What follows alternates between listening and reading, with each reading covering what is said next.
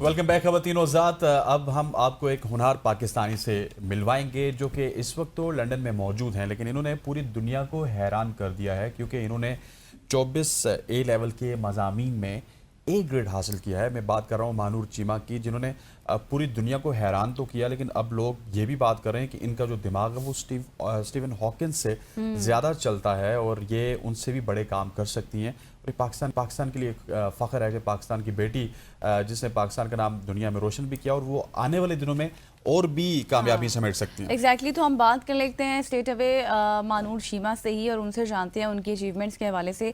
Thank you so much for your time Manoor. सबसे पहले तो मुझे ये बताएं, जिस तरह से हसनैन ने भी जिक्र किया 24 ए लेवल मज़ामीन में आपने कामयाबी हासिल की है, इतना बड़ा हदफ आपने हासिल किया, किस तरह से अपनी पढ़ाई को मैनेज किया आपने? पढ़ाई में मुझे होम स्कूलिंग प्रेफर्ड थी, तो मैंने पहले 5 साल स्कूल जाके GCSEs किए, लेकिन ए लेवल्स में मैं फिर होम स्कूलिंग पे आ गई।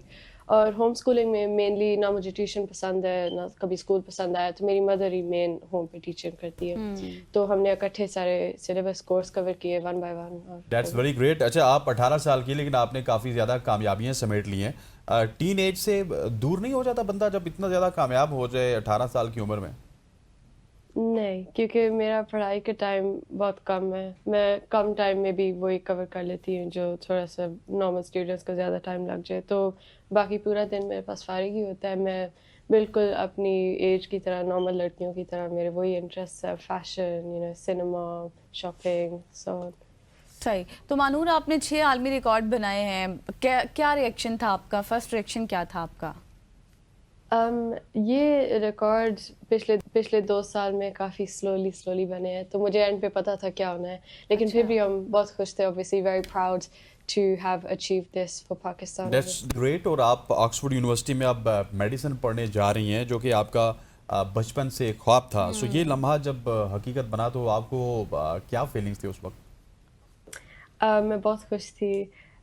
मुझे दिल में पता था कि हो जाएगा, लेकिन ऑब्वियसली जब आपको कंफर्म हो तो डिफरेंट तरह की खुशी होती है, तो ऑब्वियसली बहुत खुश थी। तो डॉक्टर के हवाले से अगर मैं स्पेसिफिकली बात करूं, तो डॉक्टर बनने की ख्वाहिश आपको कब पैदा हुई? आपने किसी को देखा कोई फिल्म में, या फिर कोई आपका रोल मॉडल था? किस वाक़े से आपकी कहानी जुड़ी है?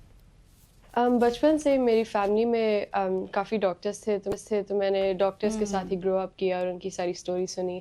लेकिन मेरा सारा बचपन पाकिस्तान में अपनी नानी अम्मा के साथ गुजरा था। अच्छा। और उनको वो डायबिटीज़ की पेशेंट थी, और उनके काफ़ी और किडनीज़ के भी इश्यूज़ थे। तो पूरा इस तरह अपना बचपन गुजार के उनके साथ हॉस्पिटल जा के उनकी बीमारी को रियल टाइम में देख के यही एहसास होता है कि मेडिसिन से बेहतर कोई फील्ड ही नहीं है जहाँ बिल्कुल ऐसी है। मेडिकल तो कोई फील्ड नहीं है, लेकिन जब आप अब मैं अगला सवाल करूंगा कि जब आप डॉक्टर बनेगी तो क्या आप पाकिस्तान में वापस आके काम करेंगी?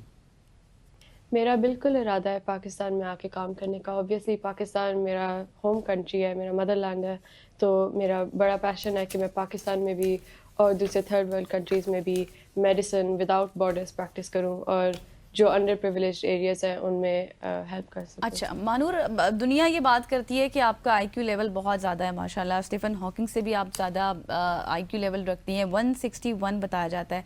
अपने बारे में आपकी क्या राय है?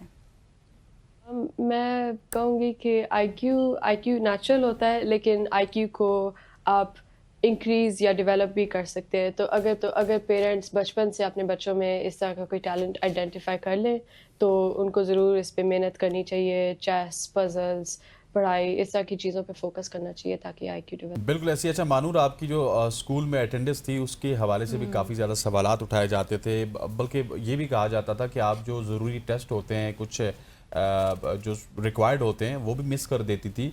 ये नंबर 1 मिस क्यों करती थी और उस पर तो आपको काफ़ी ज़्यादा एक अजीबोगरीब कैफियत में भी डाल दिया जाता था?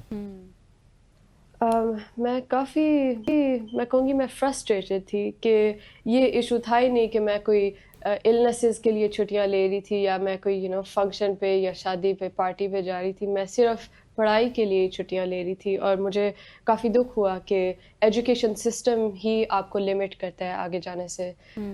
लेकिन ऑब्वियसली स्कूल की भी मुझे समझ आती है कि उनकी भी पॉलिसी है कि आप ज़्यादा छुट्टियाँ नहीं कर सकते, तो दोनों साइड्स पे इसको बैलेंस करना मुश्किल सही। था। तो मानूर, कभी इस तरह की परफॉर्मेंस पर ज़ाहिर है आपकी अटेंडेंस का भी मसला था, फिर आपने खुद कहा कि आप फ्रस्ट्रेटेड थी काफ़ी, तो आपके पेरेंट्स ने भी कभी नाराज़गी का इजहार किया या आपने कभी उनके साथ शेयर किया?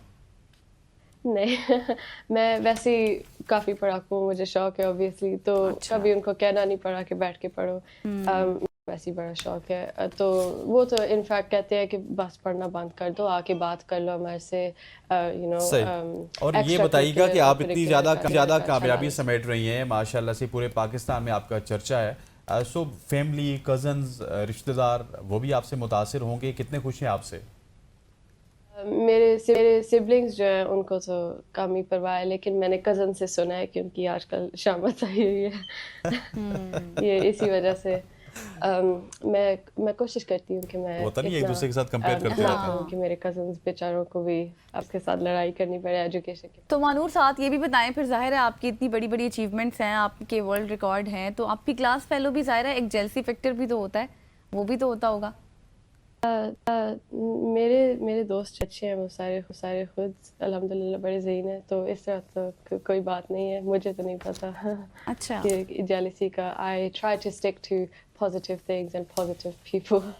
ठीक हो गया। Thank you so much for joining us. ख़वातीन हज़रात, हमारे साथ मानूर चीमा मौजूद थी, जो कि अपनी अचीवमेंट्स के हवाले से बता रही थी। और अचीवमेंट्स की जब बात हो तो फिर अचीवमेंट्स बहुत सारी ऐसी हैं जो कि हमने आपको मज़ीद भी बतानी है।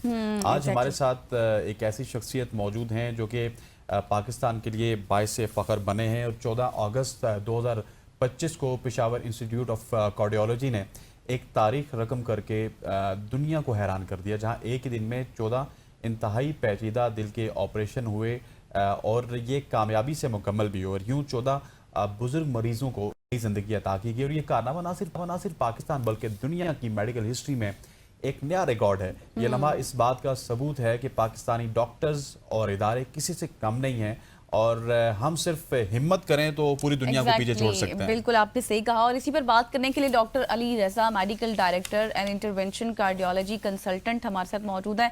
Thank you so much for your time. जिसनैन ने बात की, सबसे पहले तो एक मेडिकेशन का प्रोसेस तो हमें पता है वो किस तरह से होता है, लेकिन ये बताइएगा कि इस सर्जरी में कितना डिफरेंस है, अब लोग कितना ज़्यादा इसको प्रेफर कर रहे हैं, किस तरह से आगे जा रहे हैं इसमें। Thank you so much ji for taking us on your show. ये जी असल में टावी प्रोसीजर बड़ा यूनिक सा है, जो कि अब पाकिस्तान में काफ़ी इवॉल्व भी हो चुका है। लेकिन इसकी खसूसियत ये है कि आपको बगैर किसी ऑपरेशन के आप वाल्व चेंज कर सकते हैं दिल का, और पेशेंट जो है तकरीबन जागते हुए ही उसका सारा ऑपरेशन हो जाता है। और काफ़ी उसके फ़वाइद होते हैं, वो चलना फिरना उनको काफ़ी आसानी होती है इन सब चीज़ों में। ज़बरदस्त, दैट्स वेरी ग्रेट। डॉक्टर साहब, ये बताइएगा कि ये प्रोसीजर जो कि 14 मरीजों को आपने एक ही दफ़ा ये प्रोसीजर कामयाबी से किया, जिसमें पूरी दुनिया हैरान है, इसके पीछे कितना कुछ वक्त लगा, कितना थॉट प्रोसेस था, उस हवाले से बताइएगा।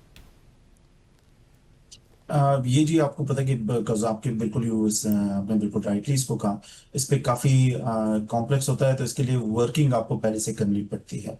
एक मैं इसमें ये कहना चाहूँगा कि भाई इसमें पाकिस्तान की काफ़ी टीम्स ने शमूलियत की हमारे साथ, और एक टीम वर्क शो हुआ इस दिन जी। 14 अगस्त वैसे भी बड़ा इंपॉर्टेंट डे होता है, तो हम मैसेज यही देते हैं कि आप यूनिटी और यूनाइटेड हैं, हाँ, ऑल ऑन ऑल फ्रंट्स जी। 14 तो उसमें अगस्त हमारे 14 साथ ऑपरेशन। पंजाब से भी 14 ऑपरेशन जी, पंजाब से भी हमारे पास आए, और इस्लामाबाद से हमारे पास शिफा से असद अकबर साहब, ये लोग आए। फिर हमारे डीन साहब, शाहकार साहब, उनकी बहुत ज्यादा कंट्रीब्यूशन है उसमें, क्योंकि जो हम तो प्रोसीजर करते हैं, लॉजिस्टिक्स इसके बाकी जो नॉन क्लिनिकल होते हैं वो ज्यादातर तैयार कर रहे होते हैं। तो ये बहुत बड़ी टीम एफर्ट होती है जी, इस पे तकरीबन 2-3 महीने हमारी प्रिपरेशन में लगी थी जी। सही। तो डॉक्टर साहब ये बताएं कि इसमें आपको कोई कॉम्प्लिकेशंस भी आती हैं, जाहिर है ये दूसरे प्रोसेस से एक अलग प्रोसेस है, तो क्या कॉम्प्लिकेशंस होती हैं, क्या चैलेंजेस होते हैं?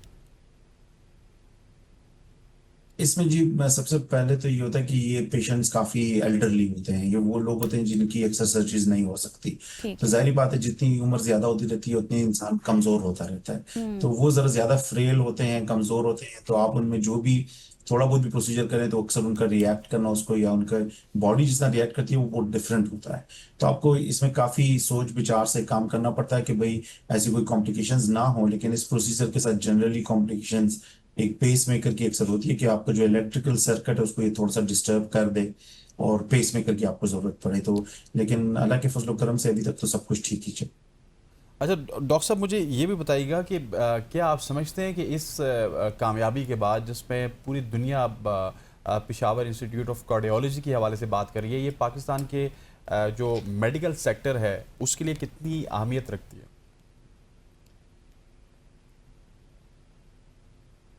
ये जी मेन आपको मैं जैसा मैंने कहा कि पाकिस्तान के सेंटर्स आप सबको देखें तो बहुत अच्छे हैं। पाकिस्तान में मेडिसिन काफ़ी तरक्की कर रही है। जिस तरह भी मानूर ने कहा वो भी आके काम करेगी इंशाल्लाह पाकिस्तान में। तो और भी ऐसे टैलेंटेड लोग आते जा रहे हैं तो उससे और भी अच्छा होगा। ये है जी कि इसका वाइड स्प्रेड काफ़ी ज़्यादा है और फ्यूचर भी काफ़ी अच्छा लग रहा है। इसका मुश्किल ये होता है कि अब ज़्यादातर जो अभी तक मैक्सिमम जो प्रोसीजर्स हुए हैं यूएस अमेरिका कनाडा इनमें भी आप एक दिन में ज़्यादा से ज़्यादा मैक्सिमम 4-5 प्रोसीजर्स ही कर सकते हैं। बहुत शाज़ व नादिर ऐसा होगा कि भाई ज्यादा प्रोसीजर्स हुए हों। तो एक दिन में 14 करना इसके लिए हमें काफी जगहों से फोन कॉल्स और वो आ रही हैं कि भाई आप लोगों ने कैसे किया। लेकिन अल्लाह के फजल करम से जब आप इरादा करें तो हो जाता है। सही। अच्छा डॉक्टर साहब, पिछले सवाल के जवाब में आप बात कर रहे थे एज लिमिट के हवाले से, तो फिर आप लोग कब रिकमेंड करते हैं कि मेडिकेशन इनफ हो जाती है और फिर उसके बाद ये सर्जरी की तरफ आया जाए? एज लिमिट होती ये है जी पेशेंट्स की? इनकी एज तो लिमिट एक्स्ट्रा नहीं है लेकिन आप कोशिश करते हैं कि यंग पेशेंट्स में ये ना हो उनको सर्जरी हो और वो सर्जरी को जाएं अनलेस एंड अनटिल उनकी सर्जरी ना हो सकती हो। आप इको कराते हैं हर कुछ 6 महीने साल के बाद और आप देखते हैं कि जब आपका वाल्व एक उसके अपने कुछ मेजरमेंट्स हैं और पैरामीटर्स हैं वो बहुत ज्यादा टाइट हो जाए या सांस की तकलीफ दुश्वारी होने लगे आपको या चेस्ट पेन होने लगे तो ये आपके साइंस होते हैं कि भाई आपकी बीमारी अब काफी बढ़ गई है और इसका कुछ ना कुछ हल करना सर्जिकल होना चाहिए। बिल्कुल सही। अच्छा डॉक्टर साहब, एक ये तो आपने ऑपरेशन की कामयाबियों के हवाले से तो हमने भी बताया, फिर आप भी बता रहे हैं। मुझे ये बताइएगा कि आपकी क्योंकि मौजूदगी है और मैं इस मौजूदगी का फ़ायदा उठाते हुए आपसे यही भी पूछना चाहता हूँ कि अब पाकिस्तान में जो दिल के अमराज हैं ये क्यों बढ़ रहे हैं? और स्पेशली जो पहले तो हम सुना करते थे कि किसी की उम्र अगर 50 प्लस है या 60 प्लस है उसको दिल की मर्ज होते हैं। अब तो माशाल्लाह से हम देखते हैं कि 30 साल का या फिर 35 साल का शख्स होता है, उसको भी खुदा न ख्वास्ता दिल का दौरा पड़ जाता है। इसकी बढ़ने की वजूहात क्या है? ये असल में जी पाकिस्तान में जाहिर बात है जेनेटिकली हम लोग बड़े प्रोन हैं उसके लिए हार्ट इश्यूज के लिए। और साथ जो है हमारे जेनेटिक्स ऐसी हैं फिर हमारा लाइफस्टाइल ऐसा है फिर हमारी जो शरियानें होती हैं वो अमूमन उनके साइजेस वैसे भी थोड़े से छोटे होते हैं बनस्बत बाकी कोकेशियंस जो यूरोपियंस हैं उनके मुकाबले में। और आपने बिल्कुल ठीक कहा कि हमारे यहाँ पे एज बहुत कम है जिसके लिए जिसमें ये बीमारियां आ जाती हैं। हमारे प्रिवेंटिव मेजर्स थोड़े से कम हैं। अगर प्राइमरी हेल्थ केयर सर्विसेज जरा और ज्यादा इम्प्रूव हो और बेहतरी उसमें आए तो इंशाल्लाह ये बाकी बीमारियों में हम कमी ला सकते हैं जी। सही। अच्छा डॉक्टर साहब, मुझे ये बताएं कि आफ्टर दिस सर्जरी आप किस तरह की डाइट प्लान लाइफस्टाइल रिकमेंड करते हैं एक पेशेंट को? हम जी उनको कहते हैं भाई नॉर्मल आप जो हेल्थी लाइफस्टाइल है वो फॉलो करें। अपना रेगुलर वॉक करें अपनी ग़िज़ा को ज़रा कंट्रोल में रखें और ज़्यादातर अपना कोशिश करें कि भाई आप डायबिटीज़ की तरफ ज़्यादा प्रोन ना हो। अगर डायबिटिक हैं तो उस डायबिटीज़ कंट्रोल रखें। अपने किडनी फंक्शंस को रेगुलर चेक करते हैं। तो बेसिकली आपको चेक्स करने पड़ते हैं साल में एक मरतबा इको और ये चीज़ें करनी पड़ती हैं। बाकी आप नॉर्मल लाइफस्टाइल गुजारते हैं। इसके साथ आप टैबलेट्स भी सिर्फ एक गोली एक्स्ट्रा मिलती है। अगर और कोई अमराज हो उसके लिए मिले तो अलग बात है लेकिन इस ऑपरेशन के लिए आपको सिर्फ एक एस्पिरिन की गोली खानी पड़ती है। ठीक हो गया। और डॉक्टर साहब मुझे ये भी बताइएगा, लास्टली बताइएगा कि जो पिछला सवाल मैंने किया था कि दिल के अमराज बढ़ रहे हैं, आपने मेडिकल केयर के हवाले से बात की लेकिन एक पर्सनल जो इससे बचना चाहता है, बहुत सारे लोग हमें सुन रहे होंगे, सो पर्सनली हमको किन किन चीज़ों से केयर करनी चाहिए कि हम इस मर्ज से दूर रहें? बिल्कुल ये 10 वेरी गुड क्वेश्चन। कुछ तो नॉन मॉडिफाइबल फैक्टर्स होते हैं जिस तरह आपकी एज हो गई आपकी जहाँ फैमिली हिस्ट्री हो गई आप वो है वो तो नॉन मॉडिफाइबल उसमें आप कुछ भी नहीं कर सकते। कुछ मॉडिफाइबल फैक्टर्स होते हैं जिस तरह स्मोकिंग हो गई आपकी आप स्मोकिंग से बिल्कुल उसको बच के रहें। दूसरा उसकी आपकी रेगुलर वॉक्स हो गई। हेल्थी लाइफस्टाइल मतलब ये कि आप ईट हेल्थी और उसको करें कि ताकि आपके चर्ब ग़िज़ा और हमारे तो पाकिस्तानी खाने वैसे भी ज़्यादातर चर्बी होते हैं लेकिन चर्ब ग़िज़ा से आप इज्तनाब आप करें इन चीज़ों से। तो कुछ मॉडिफायर फैक्टर्स यही हैं कि जिसको आप फॉलो करके और रेगुलर चेकअप्स अपने कराएं। आप एवरी ईयर कोई अपना चेकअप कम से कम blood test, cholesterol test, diabetes control test और ये चीज़ें कराते रहें। सही हो गया। Thank you so much doctor साहब फॉर योर टाइम, और जिस तरह से आपने तमाम तर प्रिवेंशंस भी बताई कि किस तरह आ सकता है, किस तरह की डाइट होनी चाहिए और ये बीमारियां बढ़ती क्यों हैं और इस सर्जरी की तरफ हम जा क्यों रहे हैं। यकीनी तौर पर आपको आपकी कॉन्सेप्ट्स क्लियर हो गए होंगे हमारी तरह। यहाँ पर लेंगे एक ब्रेक और ब्रेक के बाद वापस आएंगे। हमारे साथ रहिएगा।